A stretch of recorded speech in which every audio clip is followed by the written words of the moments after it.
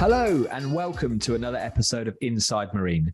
This week, I'm going to be talking to an internationally renowned publishing professional who has been working in the leisure marine media industry for close to 30 years in one of the most prominent brands there is in B2B media. It gives me great pleasure to this week be chatting to Philip Pereira, the commercial director of IBI Magazine. Hi there, Philip. Hi, good morning, James. Really, really great to have you on. Now, Philip, we were just chatting a second ago, and of course, you know, you're very, very used to being on this side of the questions, and so in one way that makes me very nervous. You're a very, very experienced interviewer, but equally, I know this is going to be an interesting experience for you to be on the other side. Yes, I mean, it's an unusual position for me to be in, to be honest, but I'm looking forward to it because it's not something that happens every day. Absolutely. Well, look, you are have been in the industry for a long time now. We were just talking right back to 1994 when you started working within the marine industry. So I'm really, really excited to go right back to the beginning. This is what we do with our guests, and tell us, you know, how and why the marine industry. How did it get started? Well, I think looking back, I mean, I was born and brought up in Gibraltar. So I was born in 1963, and the border with Spain was closed in, I think it was 1969, just a bit of background. So living in Gibraltar, you were probably more or less 5 minutes away from water, basically. It's a very tiny place, as most people know. Anyway, so ended up coming to the UK to university with a language degree. Didn't really know what I was going to do.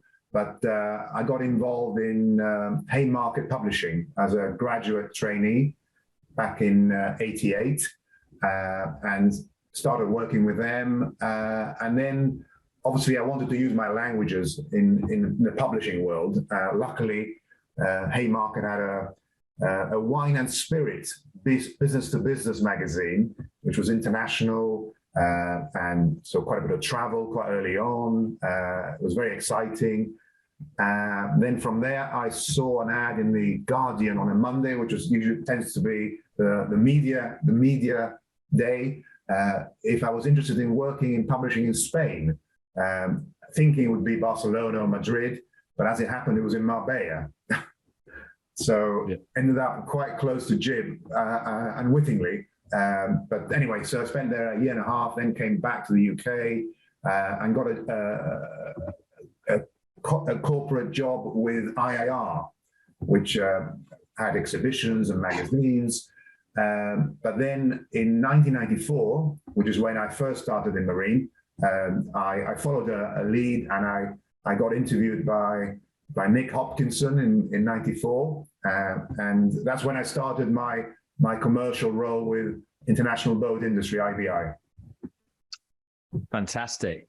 And, you know, and haven't moved on since, but, you know, tell us what did IBI look like back then? Wow, that's a good question. Yes, I mean, when I started, we were owned by United Newspapers, sort of big publishing conglomerate, and we were part of a small group of magazines. We were based in Croydon, and it was obviously there were no computers basically, but the magazine had already been in existence since 1968, so it was well established.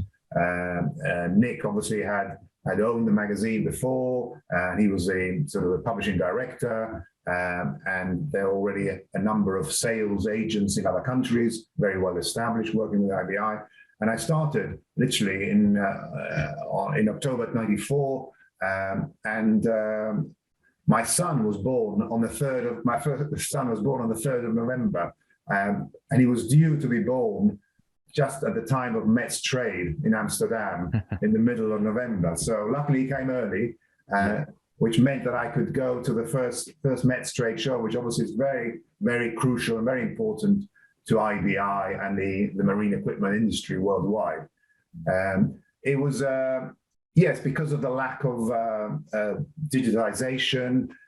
All the artwork had to be sent by courier from all the different countries, so that would take a long time. It was quite a jigsaw to put together, basically, as a publication, a sort of 8 issues a year or 6 issues a year. There was no website, there was no email newsletter, but there's a lot of traveling, because there was the personal contact was obviously very, very important.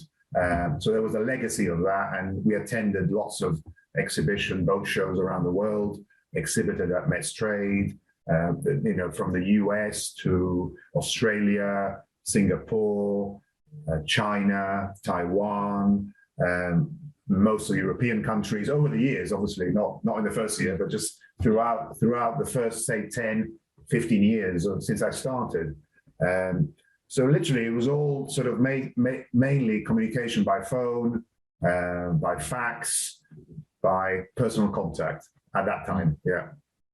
Yeah, fantastic.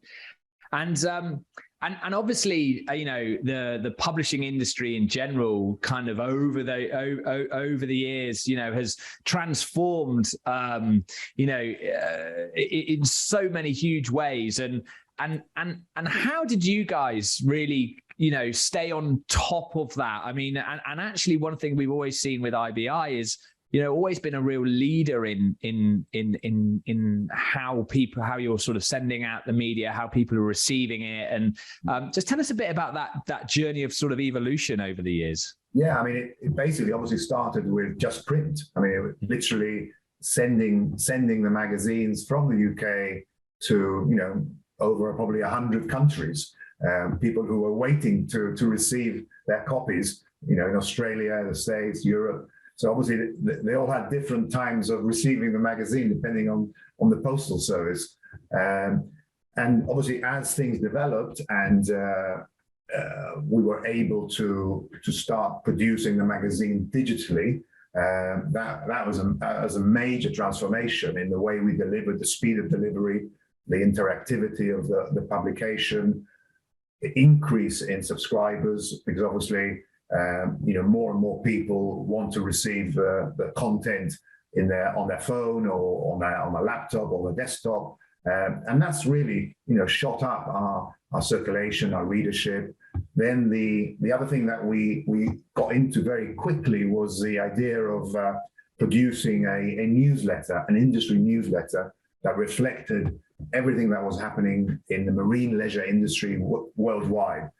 So we had to have a set of obviously respected journalists in the major markets, and we sort of set that up, as we went along. And then we had a big debate internally as to what would be the right frequency for this newsletter, from weekly, monthly, and then someone said daily, and I thought, wow, how do we do this? How do we do this? And I mean, there were some examples of that already in the States. So we weren't the first ones, but as it happened, as we started it, we were getting stories from all over the world, correspondents, and our own generated stories.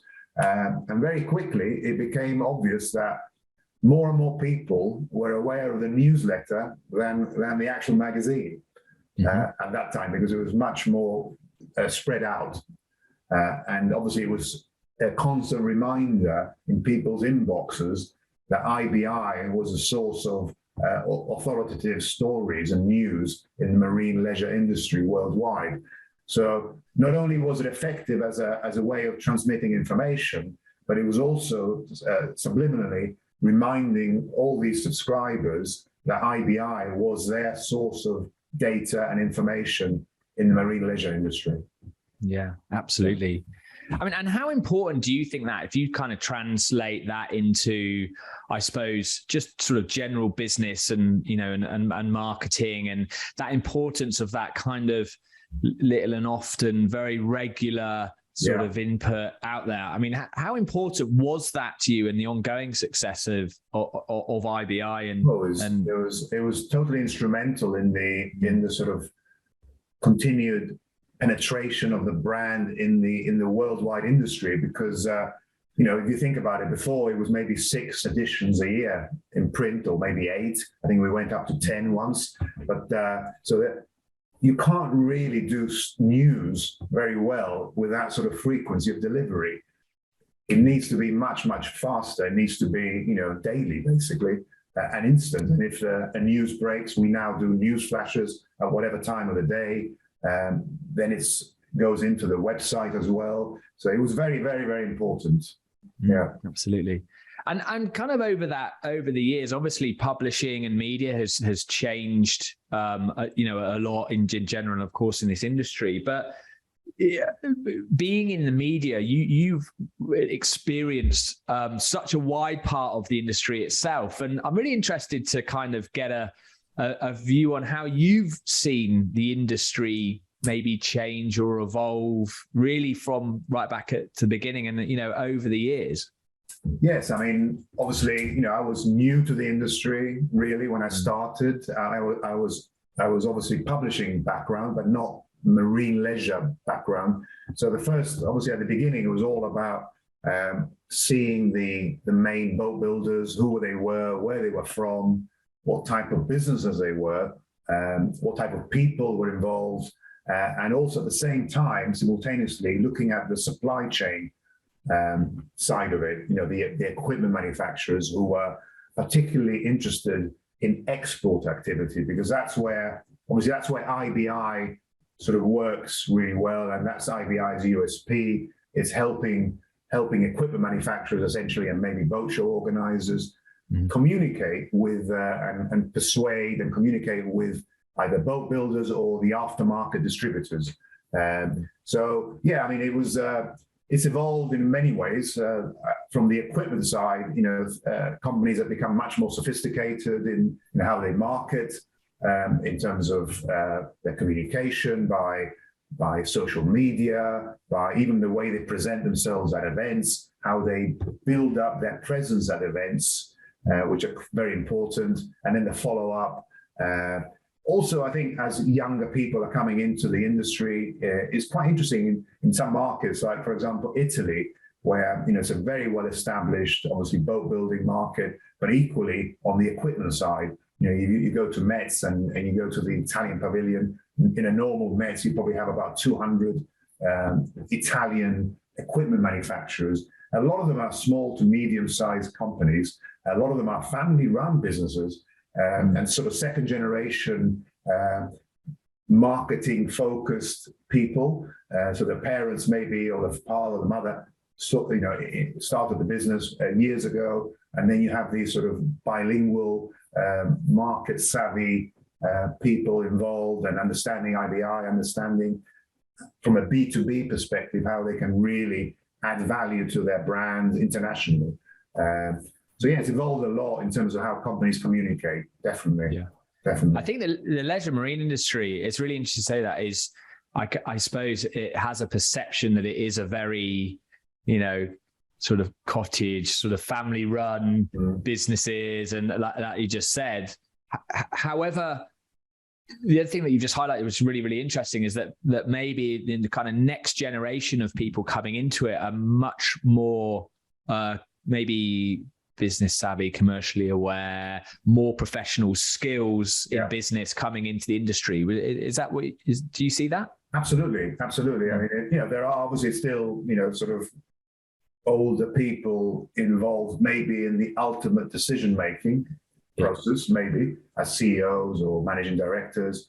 But, they're being fed, stories and information and ideas, I guess, from people who specialize in communication and marketing. And those are the people that generally from a commercial side, I've been involved with mainly, sort of trying to get them their buy-in into how, digital and print and events can help their business, basically. So that's definitely changing. Over the last 10 years, particularly, it's been a big move into more sort of strategic marketing, more planning, more budget, emphasis on budget rather than ad hoc. People are really using those strategies more, I think. Yeah, absolutely.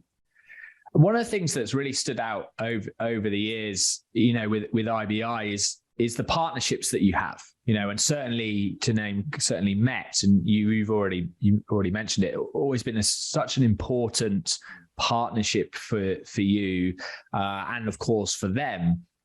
Tell us a bit about how that kind of came about and how's that evolved over the years. That's a really, really good question, actually. Obviously, IBI has been the official magazine for Mets, or Mets Trade, as they like to refer to it, since the beginning, 32 years ago. So it was long before I was involved. So okay. So I'm not taking any credit for that. There are a few other people who do, but essentially, when I first went there in '94, it really sort of hit me hard that one, the people exhibiting there are completely an IBI advertiser, subscriber audience. There's an amazing synergy between Mets Trade and IBI. Mm-hmm. They are also looking to attract boat builders to visit the exhibition, to source products, or to contact equipment, which is exactly what we're doing in magazine format, in digital format. So the relationship was, symbiotic, really. They benefited from our exposure. They still continue to benefit from our exposure. And obviously, we benefit from being involved directly as an official magazine. And it's grown. The show, obviously, since the beginning, has grown dramatically. I think the first few years, maybe there might have been 80, 100 companies. And now in 2019, before COVID, I think the total number was something like 1,600 exhibitors, with something like 17 country pavilions. And then, we launched with them the Boat Builder Awards back in 2015. And we helped each other a lot, basically. And we published the official catalog for the show. We published the Mets Trade Daily News, which happens in 3 different editions for the day. We collaborate in on-site demonstrations and presentations from our editorial department. So it's a very, very strong and powerful relationship that we have. Yeah. So seeing the business evolve and the industry evolve over that period of time, and the business, going, you've been instrumental in the business becoming successful kind of media brand that it is now. I mean, over the years, what's the thing that you're most proud of, and over the years of the journey so far? I guess in many ways it's we have a network of about 6 at the moment, 6 sales representatives in key markets around the world. We used to have more, and then we sort of realigned a little bit. But in many ways, it's just sort of working with these people who have their own businesses, but are specialists in their own markets, and getting them to thrive and to develop their business, which in turn helps our business, because they're contributing sort of advertising and sponsorship into our brand. They're servicing their clients on behalf of us. So when I go to an exhibition or a show somewhere in the world, and I'm introduced to an Italian company that I've never met before, but our agents have brought into the magazine, and they tell me how beneficial it's been for their business, and how they've found new distributors, or they've found new business from OEMs in other countries. And you think, not that I wasn't sure it would work, but hearing that sort of feedback, and not just in one country, but in multiple countries, is the most sort of rewarding part of the job, really. That it actually, if it's done carefully and strategically and timely, it can make an enormous difference to someone's business, wherever they might be. And that's the most rewarding part of the job. Absolutely. And what's maybe some of the, I suppose, the sort of important lessons, if you like, that you've learned along the way, or really what the industry can learn, from the past that's important to you? You mean what I have learned the most from my time, or? Yeah, well, I just think, exactly. Just some really important lessons that the industry can take forward that have come from either success over the years or what you've seen. Well, I think I remember sort of a client based in New Zealand, so quite a long way away from mainland Europe. They started the process of communicating to the B2B, the business to business marine environment, starting quite small, but they were very clever to also capitalize on public relations, PR, also presence at events. It all worked together, building relationships with IBI, with our journalists, with the commercial team, taking on advice from us in terms of how to improve their branding, their presence, to the point where this company developed very well, getting distributors in different countries, and then were taken over by a massive conglomerate. And now both brands are active advertisers and sponsors across print, digital, events, Mets trade, great relationships. Different people have been involved, but the legacy and the relationship has matured. I won't name the company, but it's a real story of success, starting from very small beginnings. Because obviously, I think with IBI, a lot of our client base, there are lots of small to medium-sized companies. And sometimes maybe they might think, it's only the big companies that can succeed. And so our challenge is to, convince them that actually that's not the case. Yeah. Yeah. And actually, of course, those big companies were once small companies. Yeah. Yeah. So it's that journey for, an equipment manufacturer who is taking the first steps to increase their business by export activity. Yeah. And they come on a journey. They are on their own journey of, where to exhibit, what contacts they make, but also alongside IBI as well. Yeah, absolutely. So we're at a stage in this industry, and the industry itself has gone through, like the rest of the world, challenging and tricky, but right now, extremely busy times. And I'm interested to get, just bringing it more to the present day now, your take on the kind of current state of the market. What do you see? Yeah, I mean, it's,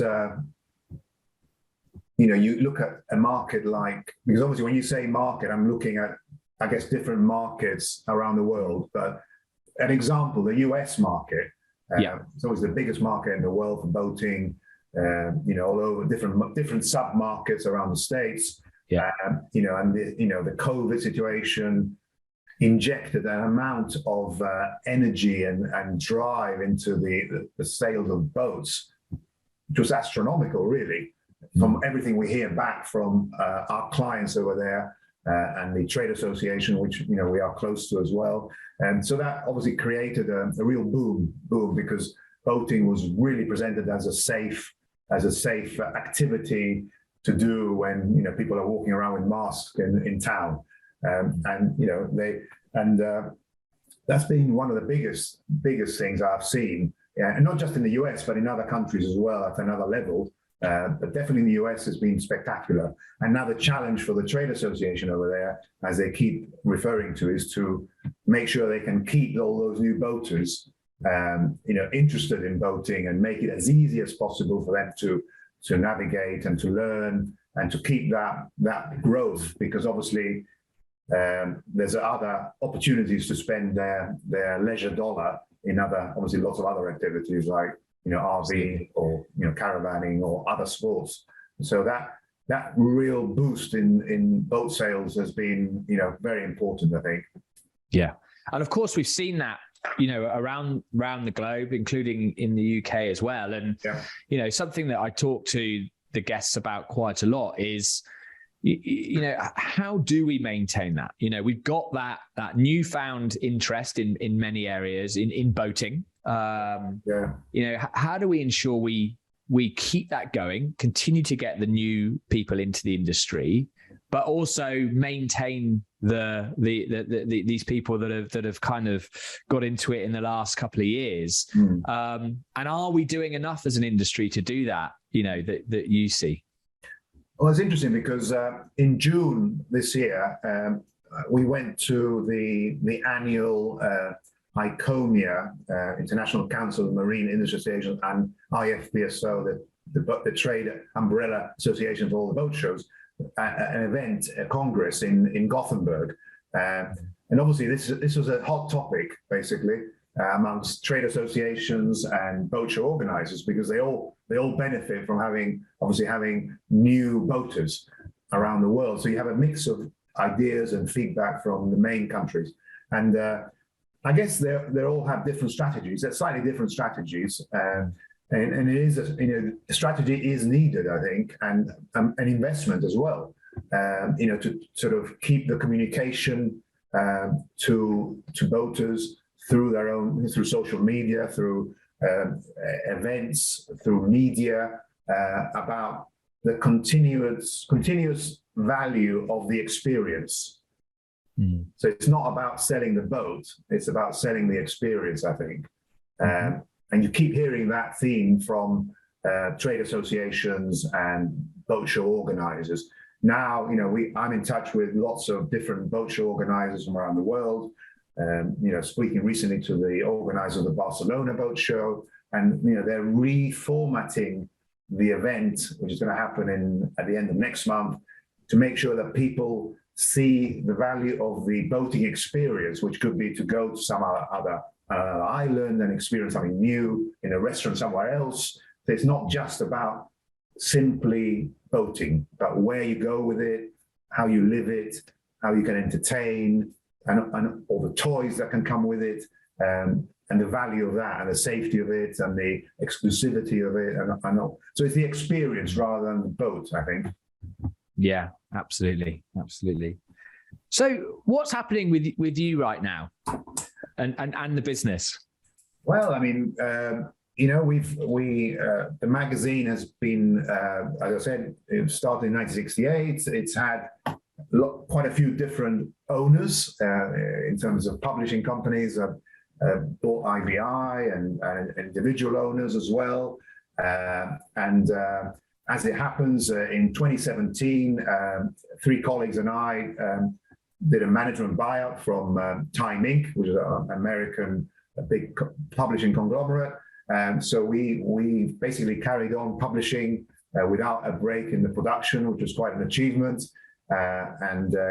We kept the same journalists, correspondents along, and 5 years on, we were approached by Boat International Media Group, who basically have bought the brand, and we're now part of the Boat International Media Group, who are absolute specialists and leaders in the super yacht arena in terms of media, print, digital, events all over the world, with very prestigious World Super Yacht Awards every year, Super Yacht Design Awards, smaller owners clubs, super yacht owners getting together in different countries at different times of the year. So we fit in. Obviously, our speciality is, our focus is on production boat building below 24 meters, essentially.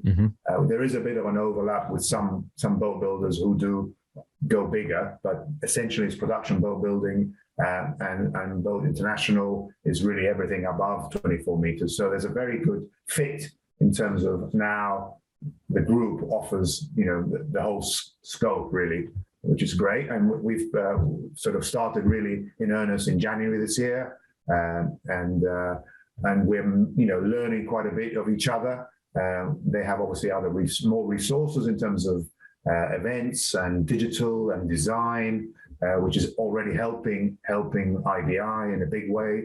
We've already changed the format of our daily newsletter. It's a lot more mobile responsive now. Our readers, our subscribers love it. The advertisers also love it because we changed the format of the banners, and there's more to come, basically. Yeah. Exciting times. Yeah, it sounds it.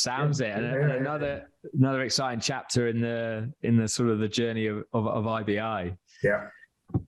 I'm really interested to get a feel for what is it about this particular industry that I suppose has kept you in it for so long? Yeah, another good question. I think it boils down to, I mean, I love the publishing world and how it's evolved. So that's the first point, and the use of different delivery methods, obviously with the email, podcasts, events, magazines, newsletters. I've always been very interested in media anyway, but the marine leisure industry, I mean, ultimately, we mustn't forget that it's a leisure industry. Because I've worked in commercial before, in cargo handling and containerization, which was very, very interesting, very international, but it lacked the sort of the more, maybe sometimes more informal aspects of it. I like the idea of building relationships with people who also happen to be passionate about boating, and passionate about their business, and passionate about the internationalization of their business. And I love travel. I mean, I've always been a traveler. So to be able to combine travel, being all over the place, representing IBI, and understanding different cultures, how they work, how they want to do business, and as there's some major disparities, major differences between doing business in Japan, doing business in China, doing business in Germany, doing business in the UK, in the US, and it's that awareness of how to become a business chameleon when it comes to tackling different cultures. Yeah. And I love that. Yeah. I mean, that's why I've kept at it, because it's very rewarding. And we've had different owners, so there have been different cultures, company cultures as well. So it's never been the same. It's always changing. And now we're into another phase as well. So yeah, keeps me on my toes. Yeah, absolutely. And of course, the business is exciting at the moment. You're working with new owners, and I'm sure the business is going to continue to evolve. Yeah. But just in general, in the leisure marine industry, what do you see right now that's really exciting you? What trends are you seeing which is really exciting?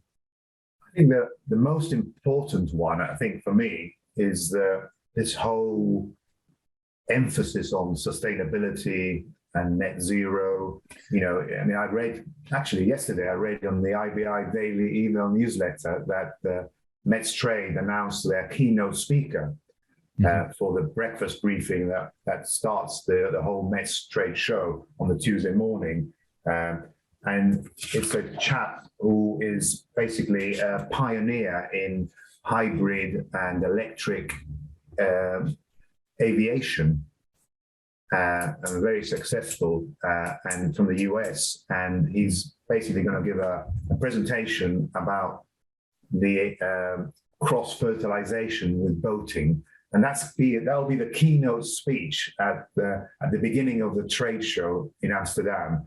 And we've seen a plethora of companies from all over the world getting into that space, from little outboard engines to inboard engines, and from China, from Germany, from Austria, from the US. In fact, we had a new client from the US who's exhibiting for the first time in Amsterdam, and they've been involved in electric engines for, I think it's 100 years.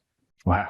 Yeah, in the States. And it's an amazing story And they'll be there, and they're a customer of IBI now. They just started, and they want to rank up their presence outside of the US. Yeah. So that's one of them, sustainability. The other thing, which is really important, I think, is the whole issue of connectivity on the boat. Okay. Yeah. Because the more and more, everything is connected, as you know, and from lighting to audio to surveying the different bilge pumps, the engine, everything connected, and obviously from a phone you can control almost everything. That's been a real surge in technology, I think, over the last 5 or 6 years. A lot of our equipment suppliers working together in parallel with the boat builder to work together and make it as seamless as possible. I think that's the main thing. Obviously, at the end, making it as easy and comfortable as possible for the boater to control the boat in every aspect. That's really important. Also, quite important, I think, is the whole idea of shared ownership in terms of the new psyche with younger people of not actually owning something, but using it when you want to. It's massive, quite big in the US, quite big in other countries. Now, I think that in terms of I think boat builders, that's quite important that they see the value of that. So that's important. And then just the whole issue of keeping new boaters involved, basically. Yeah, absolutely. There's a lot in that, isn't there? And we definitely see, obviously, the sustainability side of the industry is hugely important, but the technology advances as well. Have you ever seen a time where, just look at the technology side, I suppose, where there's so much technology advancement than there is right now? Yeah. And what does that mean for the industry in terms of evolving, but also bringing new people and new businesses and new product into the industry? Yeah, I mean, it does feel that there's a sort of an acceleration of the importance of technology in boating, particularly in the power sector, I think. Yeah. And if you look at the super yacht sector as well, where it seems that it's they have the engineers and the designers tend to have more liberty, more freedom to incorporate new technology, and I guess it sort of filters down to maybe production boat builders as well. But the super yacht industry is just almost like the showcase in terms of new technology and how how that evolves. But I guess there's still an element of people who like boating for the pleasure of simplicity as well, and for the pleasure of being in tune with nature, and how you combine that. There are different markets.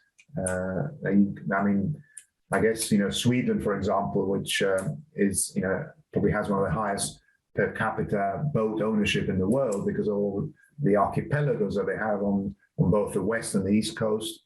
They have a particular type of boat that they use to go to their summer houses in the islands, and maybe, I don't know, I might be totally wrong, but maybe less sophisticated in terms of technology because it's more traditional, maybe.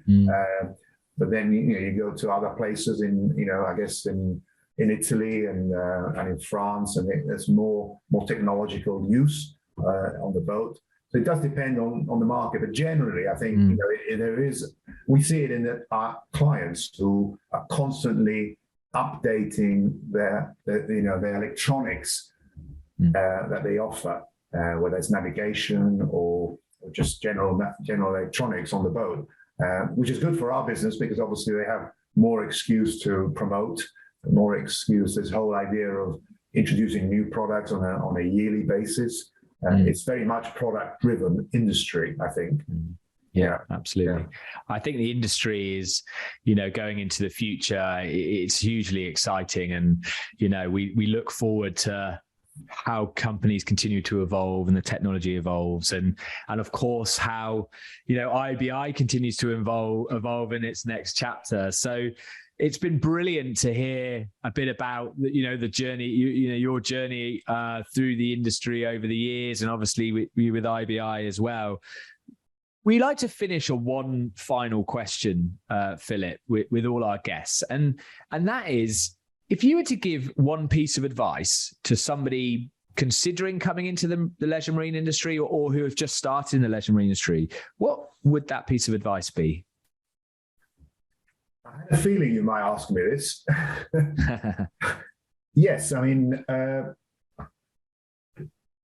are a few things, but if you just want one major piece of advice, maybe is, I guess, absorb as much product and business information that the industry offers, and in all ways, by face-to-face, virtually now, in print, in digital, networking, to really listen and listen and listen. Because I think one of the mistakes a lot of people make when it comes to presenting to other customers is that the notion of talking a lot. But, you know, really, especially when you're starting, to really, you know, absorb and listen, and open-ended questions that will give you feedback and information about their product and their business and maybe their aspirations. And if you've got those three elements, then you can then consult and advise, obviously, much, much better without having to throw everything on the table. So it's about listening, absorbing, and being honest and truthful, and having a lot of integrity, because at the end of the day, although it's a worldwide industry, people do move around, and the number of times that I've had a contact that's, you know, we've been strong with one client and then they move to another company abroad or even in the same country, and you can pick up the relationship again, and it's happened a lot, actually. Yeah. Absolutely. So absorb and be truthful. Yeah, absolutely. No, some really, really great advice there. And I really like the kind of less is more approach to talking when you're first meeting potential customers, and really listening and understanding them. I think that's fantastic. Well, look, Philip, it's been brilliant talking to you, and unfortunately we have to bring it to an end, but it'll be fantastic to get you back at some point to tell us how things are progressing, you know, with the new in the new form with Boat International, and I wish you all the luck with that. And I know you're coming into a busy time with all the shows, so we'll catch up soon. And thanks again for your time coming to join us on Inside Marine today. It was a pleasure. Thanks very much, James.